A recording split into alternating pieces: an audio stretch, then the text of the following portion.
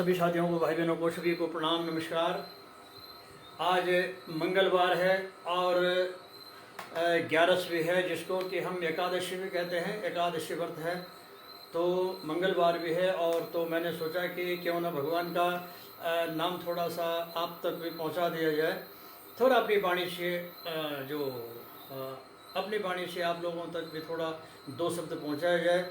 और कहते हैं कि बिना सत्संग विवेक न होई, प्रभु कृपा बिन सुलभ न सोही। ये परमात्मा की कृपा है कि हम अपना समय थोड़ा निकाल पाएँ, कि हम थोड़ा सा भगवान का नाम करें, नाम जाप करें, नाम का स्मरण करें। तो ये अति आवश्यक है, जीवन का एक हिस्सा। मैं इसको एक हिस्सा मानता हूँ कि जो सुबह शाम या जितने भी टाइम है थोड़ा भगवान का नाम जाप करना है। और ये थोड़ा जो मेरे बड़बड़ाने से थोड़ा मैं हारमोनियम बजाता हूँ, अड़ोसी पड़ोसियों को शायद दिक्कत होती होगी, लेकिन मैं कोई बुरा काम तो करने उनके अगर वो किस सोच के हैं। कोई सोचता है कि यार जैसे कहीं मंदिर में शंख बजता है तो कोई बोलता है कि नाम जाप भगवान जय हो। मैं नाम स्मरण नहीं कर पा रहा हूँ, मैं वक्त नहीं निकाल पा रहा हूँ। कोई काम में है, कोई खेतों में है, कोई अपनी घर गृहस्थी में है, कोई ऑफिस में है, कोई दफ्तर में कहीं इस काम में है, कोई गाड़ी चला रहा कोई। लेकिन जब शंख की ध्वनि सुनता है तो लगता है कि कोई भगत जो है कोई भगवान का नाम ले रहा, और वहीं पर हाथ जोड़ लेते हैं, परमात्मा को प्रणाम कर लेते हैं। तो उनको भी भक्ति का कुछ हिस्सा, कुछ पार्ट उनको भी मिलता है। लेकिन एक आदमी बोलता है कि यार ये पंडित है, या कोई जो भी है पंडित हो या कोई भी आदमी शंख बजाने वाला, इसने तो साला हमारा जिना ही बेकार कर दिया। सारी सुबह नींद आती है और ये तीसरा तब तक शंख बजाता है। तो थोड़ा ये मैं इस चीज़ को भी फॉलो करता हूँ कि मेरी वजह से किसी को दिक्कत ना हो। और ये तो आज मंगलवार और 11 का व्रत, तो थोड़ा सा दो शब्द। और जब हनुमान चालीसा का पाठ होते हैं, रामायण का पाठ करते हैं, तो हनुमान जी का प्राण में जो हनुमान जी का प्राण है वही राम है, वही रामायण के शब्द हैं वही।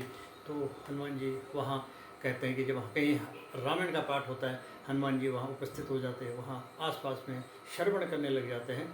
तो हमारे हम दो शब्द तो कहाँ आएंगे हनुमान जी, लेकिन हम स्मरण कर लेते हैं उसका, भगवान जी का नाम जाप करने की कोशिश करते हैं।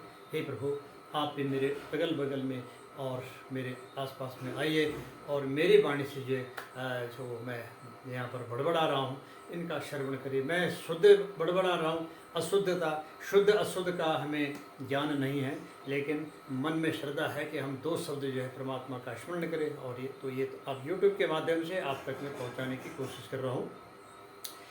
तो बात आती है उस टाइम की जब महाभारत का युद्ध तय हो गया कि अभी युद्ध होगा, और दोनों पक्ष अपनी अपनी जीत के लिए पूरा जोर लगा रहे हैं। जैसे एक राजनेता दूसरी पार्टी को शामिल करने के लिए, योग करने के लिए मैं जीतूं, वैसे सेना में और उससे पहले ट्रेनिंग हो जाती, एक्सरसाइज शुरू हो जाती कि भाई जो आगे जो लड़ाई का जो पैटर्न होगा, जो लड़ाई युद्ध का जो तरीका होगा, जो टैक्टिक्स होगी वो किस तरीके से, वैसे वहाँ पर जो है अभी तय हो गया। और एक दूसरे से राज्य जिस साथ जो शामिल होना है वो राज्यों को सम्मिलित किया गया, युद्ध तय हो गया। और अब जो धर्म के साथ तो भगवान साक्षात स्वयं रहते हैं। तो भगवान ने अर्जुन से कहा कि एक वानर है हनुमान जी, उसके हनुमान जी के बगैर ये युद्ध जीतना असंभव है। तो अर्जुन को थोड़ा शक हुआ और थोड़ा डरे हो, लेकिन जब साक्षात भगवान नारायण साथ में है तो फिर डरना क्या है। उन्होंने कहा ठीक चलिए, हनुमान जी के पास गए। हनुमान जी को कहा कि ये कुरुक्षेत्र में महाभारत का युद्ध होना तय हो गया और हमें आपकी मदद चाहिए, आप युद्ध में चलिए। तो हनुमान जी ने कहा मैं तो युद्ध नहीं करूँगा, मैं तो, क्योंकि भगवान खुद युद्ध नहीं कर रहे थे तो युद्ध में शामिल नहीं होऊंगा। तो क्योंकि वहाँ युद्ध में मेरा कोई ये नहीं होगा, मेरा कोई पार्ट नहीं होगा, मेरा कोई हिस्सा नहीं होगा, साझेदारी नहीं होगी। तो भगवान ने कहा कि आपने लंका में जब भगवान राम का और भगवान जो रावण का जब युद्ध हुआ था तो उस टाइम भी तो आप युद्ध में शामिल थे। लेकिन हनुमान जी ने कहा कि जब मैं युद्ध में था तो भगवान राम स्वयं साक्षात साथ में थे और मेरा उपदेश होता रहता था, मुझे ज्ञान वहाँ मिलता रहता था, मैं भगवान की वाणी श्रवण करता रहता था। लेकिन युद्ध क्षेत्र में, कुरुक्षेत्र में तो ऐसा नहीं होगा। तो भगवान ने कहा कि मैं खुद युद्ध क्षेत्र में, रण क्षेत्र में मैं खुद हूँ, और मैं वहाँ पर भी आपको प्रवचन दूंगा, वहाँ पर भी आपको मेरी वाणी सुनने को मिलेगी। और मैं हनुमान जी चले गए और अर्जुन के रथ पे जो हनुमान जी का झंडा लगा दिया गया और हनुमान जी वहाँ बैठे जो है विराजमान है। और इसीलिए जो है कुरुक्षेत्र में जो भगवान ने अर्जुन को ज्ञान दिया था, वो वही भगवान जो हनुमान जी से प्रतिज्ञा थी कि मैं आपको रण क्षेत्र में भी, युद्ध के क्षेत्र में भी मैं आपको ज्ञान दूंगा। तो वहाँ पर भी हनुमान जी ने जो हनुमान जी की वजह से जो भगवान को गीता का ज्ञान देना पड़ा। और माध्यम तो जो अर्जुन थे, लेकिन जो बात हनुमान जी साथ तय थी, युद्ध जीता गया। तो लेख में मिलता है कि और कथाओं में सुनते हैं कि पूरा युद्ध का जो श्रेय है भगवान नारायण, और क्यों ना हो, नारायण साक्षात है और हनुमान जी साक्षात है। तो युद्ध का पूरा श्रेय, जितने भी वहाँ से तीर आ रहे थे, जितने भी जो जैसे पशुपात्र सागर जैसे बड़े बड़े जो अस्त्र शस्त्र जो धनुष और बाण चल रहे थे, वो जो हनुमान जी अपनी छाती में समा लेते थे, सब हनुमान जी में जो समा लेते थे और युद्ध जीता गया। इस युद्ध के बीच में एक दो लाइन मेरे को दिमाग में घूमती रहती है कि जहाँ पर भी नारी का और पुरुष का, नारी का सम्मान की बात आती है, वहाँ पर टीवी में सुनते हैं, डिबेट में, राजनीति, जो भी राजनीति वाले हर जगह कहते हैं कि यत्र नारी पूजित तत्र रमन्ति देवता, जहाँ जहाँ नारी की पूजा होती है वहाँ वहाँ देवताओं के देवता वास करते हैं। वाकई ऐसा है, लेकिन वो नारियाँ भी होती है, आजकल की नारियाँ नहीं है जो अभी आप लोग ये जो टीवी में देख रहे हैं, नारियों का जो प्रवचन और नारियों का जो उनके विचार कि हम इस तरीके से जो रह रहे हैं और इस तरह, ये नारियाँ यहाँ देवता नहीं रमनते हैं, यहाँ से देवता भाग जाते हैं। पर जो कहानियों में है, कथाओं में, अगर कोई नारी है, सभ्य नारी, सभ्य पुरुष है, तो उनके लिए पक्का अवश्य भगवान वहाँ विराजमान करते। यहीं पर तो है तीन चीज़ है, जड़ जोर जमीन, जो कि जिस पे पूरा मानव टिका हुआ है, जो ये चीज़ें हैं। तो जो अभी मैं उसी बात पे आता हूँ कि जो यत्र नारी पुत्र धर्मंती देवता, जब रावण सीता जी का हरण करके ले जा रहा था, तो उस टाइम जटायु की कानों में आवाज़ आई कि कोई नारी चिल्ला रही है, उस नारी पे कोई विपत्ति है, कोई अभद्रता उसके साथ हो रहा है। तो जब गया तो देखा उसने, रावण तो एक नारी का अपहरण कर रहा है। अब रावण, जटायु को पता था कि मैं इसके साथ युद्ध करूंगा तो मेरी जीत असंभव है, मुझे मरना है, लेकिन वो फिर भी लड़ा, क्योंकि उसका फर्ज था। एक जो कोई अबला, कोई नारी, जो सम्मान, जो हमारे समाज का सम्मान है, जो इंसान का, जो इंसान सभी पशु पक्षियों में भी जो है नारी सम्मानीय है, और उसकी इज्जत करना, उसका सम्मान करना। तो जटायु ने जो उसके रावण के साथ युद्ध किया, तो रावण तो ब्रह्मांड का शक्तिशाली पुरुष था, ब्राह्मण था, वेदों का, सब चीज़ों का ज्ञान, सब चीज़ उसको आती, तो शक्ति थी, ताकत थी। तो जटायु का एक पंख कट गया और जटायु धरती पे आ गया। लेकिन जहाँ नारी की पूजा हुई वहीं तो भगवान है। भगवान कैसे आ गए? उधर से ही आ गए, दूसरे रास्ते चले जाते कहीं। तो यहीं पर ये श्लोक जो है हमें सत्यता प्रमाण करता है कि यत्र नारी तरन्ते देवता, ये हमें सत्य का प्रमाण कराता है कि ऐसा है। तो वहाँ से जो है भगवान की जटायु का मृत्यु जो है, मोक्ष मिला कि परमात्मा की गोद में। और मोक्ष क्या है? धरती पे दोबारा जन्म न हो, हम किसी माँ के कोख से जन्म न ले, मोक्ष मिल जाए। और जन्म ले भी तो ठीक ठाक जीवन जिए।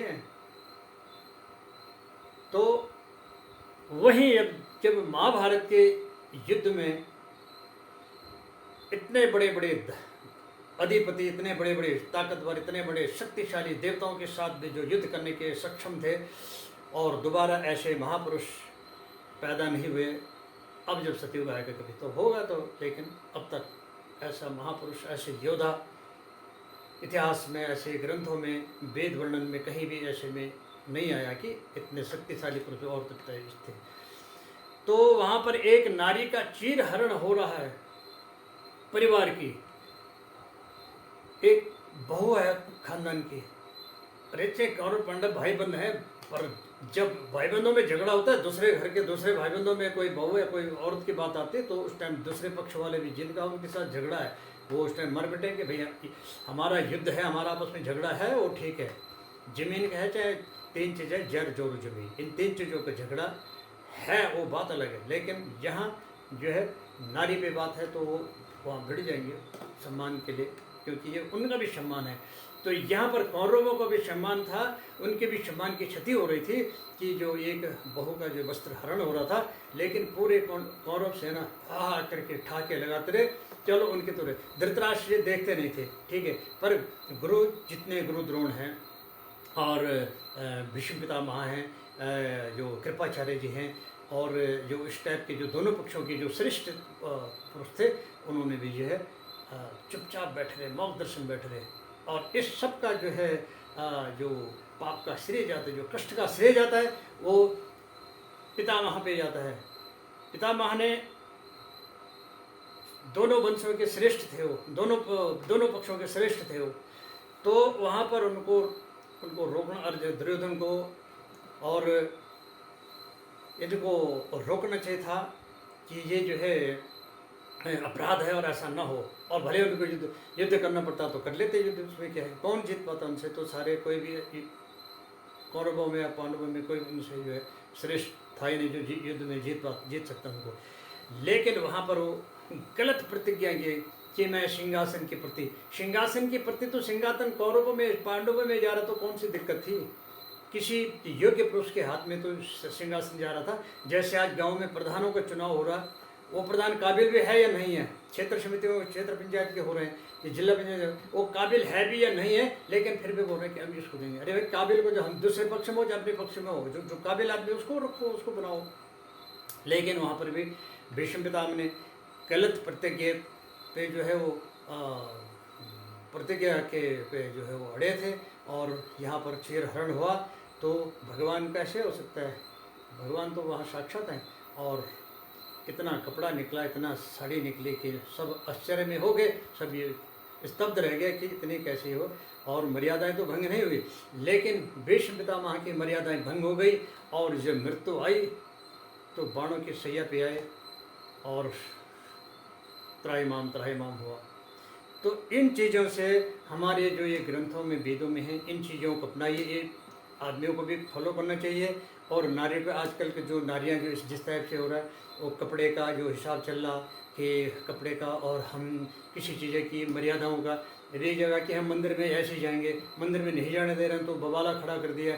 जब हम एक सिख समुदाय का गुरुद्वारा है, सिखों का गुरुद्वारा है, हालांकि हमारा भी है वो, लेकिन अब सिखों के नाम से है वो कि भाई सिख है।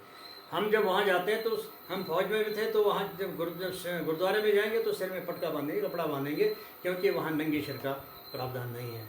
तो अब वहाँ बोले अब ये नंगे सिर जाएंगे, हजे नंगे सिर में क्या हो रहा है। तो ये जो हमारे ग्रंथों में जो मर्यादाएं हैं, ये भी ये होनी चाहिए। और उन्हीं नारियों के सम्मान में जो यत्र नारी को तत्र मति देवता, ये कथा उनके लिए है।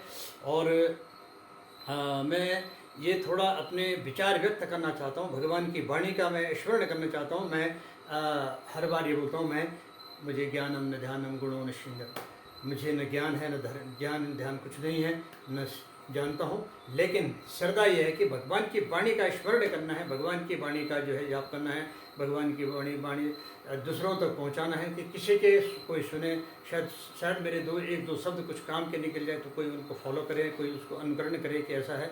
और तो मैं इसलिए इसको यूट्यूब पे डालता हूँ। और भगवान के जो बिना सत्संग विवेक न हुई, प्रभु कृपा बिना सुलभ सोई, परमात्मा की कृपा से ये सब कुछ होता है। मुझे जो शारीरिक कष्ट और मानसिक तनाव, जो भी मेरे जीवन का जो परेशानी का हिस्सा रहा है, बहुत परेशानी रही, बड़े जो है जीवन में बड़ा संकट रहा है, काफ़ी रहा। लेकिन परमात्मा एक मेरे पीठ के पीछे ऐसा है कि मेरे को धकेला, जो बोल रहा कि बेटा चल, क्योंकि मेरे प्रारब्ध मेरा खराब था, मैं मानता हूँ, क्योंकि ऐसे क्यों होगा, मेरे साथ ऐसे ही क्यों होगा, लेकिन प्रारब्ध खराब था उसकी वजह से। लेकिन शायद मैं कुछ गुण नाम स्मरण करता हूँ, भगवान का कुछ ध्यान करने की कोशिश करता हूँ, तो शायद वो इसलिए उसका समाधान मिल रहा है, जो कष्ट है, जो परेशानी है, उसका समाधान मिल रहा है। और कुछ सभी समाधानों का भी मेरे प्रारब्ध के हिसाब से, मेरे जो कर्म के हिसाब से होगा, और तो मैं उसको जैसे भी है, तो परमात्मा की कृपा से अगर भगवान मैं सुबह जब उठता हूँ तो परमात्मा से वंदना करता हूँ, परमात्मा का रिक्वेस्ट करता हूँ कि मुझे इतना मौका दे, हाथों से आपकी पूजा हो, वाणी से आपके गुणगान हो, आँखों से आपके दर्शन हो, कानों से आपकी वाणी का श्रवण हो और पैरों से मैं आपके द्वार तक पहुँच पाऊँ। और अंतकाल ये तो मेरे को पता नहीं, लेकिन मैं जब प्राण जाने के बाद मोक्ष के तो मैं कुछ देख लूँगा कि यार मुझे ज़्यादा कष्ट तो नहीं हुआ और मोक्ष मिले, मेरा परिवार पीछे, मेरी वंश पीढ़ी, मेरे जो पीढ़ी के बच्चे हैं नाती पोते हैं, ये जब स्वस्थ, मैं सबको स्वस्थ देख लूँ और मैं ऐसे टाइम जाऊँ तो वही मोक्ष है। और भगवान न करे कि किसी भी आदमी को बुरा न देखने को न मिले, किसी को जो अकाल मृत्यु न हो। मैं सबसे ये प्रार्थना करता हूँ और शुभ वंदना करता हूँ कि सारे सर्वे भवन्तु सुखिनः, सर्वे सन्तु निरामया, सर्वे भद्राणि पश्यन्तु मा कश्चित् दुःखं भवेत्। हे प्रभु, आपका नाम जाप हर आदमी की वाणी से आपका ये हो। और अच्छे और बुरे का फैसला हम नहीं कर सकते हैं, क्योंकि एक चोर कर रहा है, एक मर्डर कर रहा है, एक बलात्कार कर रहा है, एक जो है दूसरे की प्रॉपर्टी को हड़प रहा, दूसरे के खेत को हड़प रहा, दूसरे की चीज़ को हड़प रहा, लेकिन वो बोलता है कि जी मैं तो बिल्कुल बढ़िया हूँ, अरे मैं ठीक कर रहा हूँ। इसलिए हम अच्छा और बुरे का तय नहीं कर सकते हैं। अच्छा बुरा तो ऊपर वाला कराता होगा, वो फैसला वही होगा, लेकिन अपनी तरफ से मैं कोशिश करता हूँ और सबके लिए कोशिश दुआ ही करता हूँ कि सारे जीव स्वस्थ रहें, मस्त रहें, तंदुरुस्त रहें और किसी के अकाल मृत्यु हो, किसी के घर में विघ्न बाधाएं न उत्पन्न हो। और ये धराली जैसे और ये जम्मू कश्मीर जैसे जहाँ जहाँ ऐसा हो रहा, ऐसे में किसी की जान न जाए, किसी की प्रॉपर्टी नुकसान हो, किसी की जो है परिवार में कोई नुकसान हो किसी का। इन्हीं शब्दों के साथ अगर मेरे ये यूट्यूब में मेरे वीडियो में जो कोई शब्द अगर मेरे से अपराधवश मैं कुछ जो चीज़ नहीं बोलना चाहता ऐसा मैंने बोल दिया तो उसके लिए मैं क्षमा चाह रहा हूँ। क्योंकि जब बड़बड़ाना शुरू हो जाता है, जब बोलना शुरू हो जाता है तो फिर लाइन चलती रहती है। और मेरा किसी के प्रति मेरा ठेस का या किसी के प्रति मेरा दुष्प्रचार का ऐसा मेरा इरादा नहीं है। मेरा सिर्फ भगवान की वाणी का पहुंचाने का ये है। और दूसरी ये कि अगर आप मेरी वीडियो को अच्छा लगता है तो इसमें थोड़ा लाइक और सब्सक्राइब कर दिया करें, ताकि मेरी वीडियो आपको आती रहेगी और वीडियो को देख लें। और इन्हीं शब्दों के साथ मैं आपसे क्षमा चाहता हूँ। प्रणाम, नमस्कार, राधे राधे।